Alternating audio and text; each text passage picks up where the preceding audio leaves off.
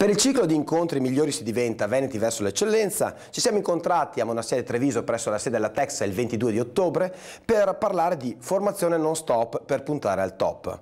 Il tema è perché il patrimonio di un'azienda sono i suoi lavoratori, perché il patrimonio di un territorio sono i suoi cittadini.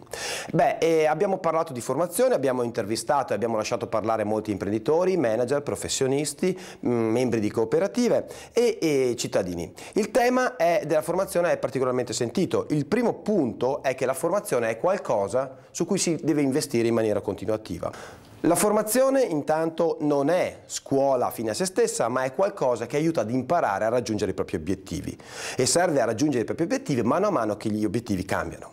Il secondo punto importante che abbiamo enucleato è stato la necessità di un cambio di mentalità. La formazione ormai dura tutta quanto una vita, non è più solamente qualcosa che si percorre per un lasso di tempo, ma serve ad adeguarsi a questo long life learning, a questo apprendimento continuo che dura tutta una vita. La formazione si deve interessare di competenze relazionali. Le competenze relazionali sono la modalità e l'importanza di vivere assieme al prossimo, di ottenere dei risultati lavorando con il prossimo.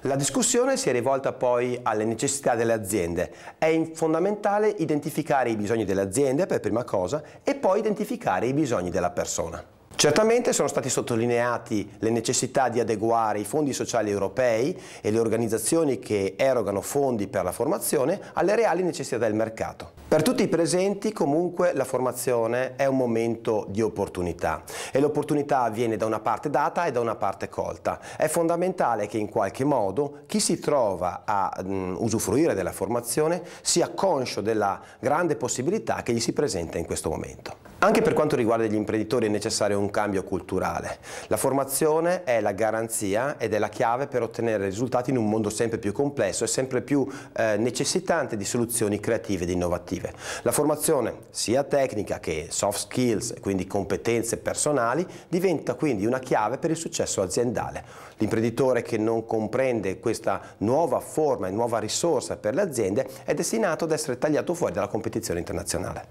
Un'altra dote fondamentale per un imprenditore è quella di saper motivare i propri dipendenti. E saper motivare i propri dipendenti significa redigere piani di carriera, aprire opportunità, dare della formazione, proporre della formazione. Diventa quindi fondamentale per un imprenditore saper motivare i dipendenti. Dall'altro lato diventa fondamentale per i dipendenti comportarsi da imprenditori di se stessi, quindi curare il proprio marchio personale e sapere usufruire delle opportunità di formazione per evolversi, percorrere nuove carriere e portarsi avanti lungo la scala gerarchica. La formazione poi ha un importante ruolo per quanto riguarda le persone che, per la complessità della situazione economica, si ritrovano ad essere escluse magari momentaneamente dal mercato del lavoro. Ecco che allora la formazione diventa un ottimo momento per riqualificarsi e cercare di fare dei passi in avanti, ma anche laterali o diversi, per trovare un nuovo posto nel mondo del lavoro. Le istituzioni vengono quindi in ultima analisi chiamate a dare una voce autorevole che sottolinei l'importanza dell'attività formativa durante tutto quanto il corso dell'attività professionale.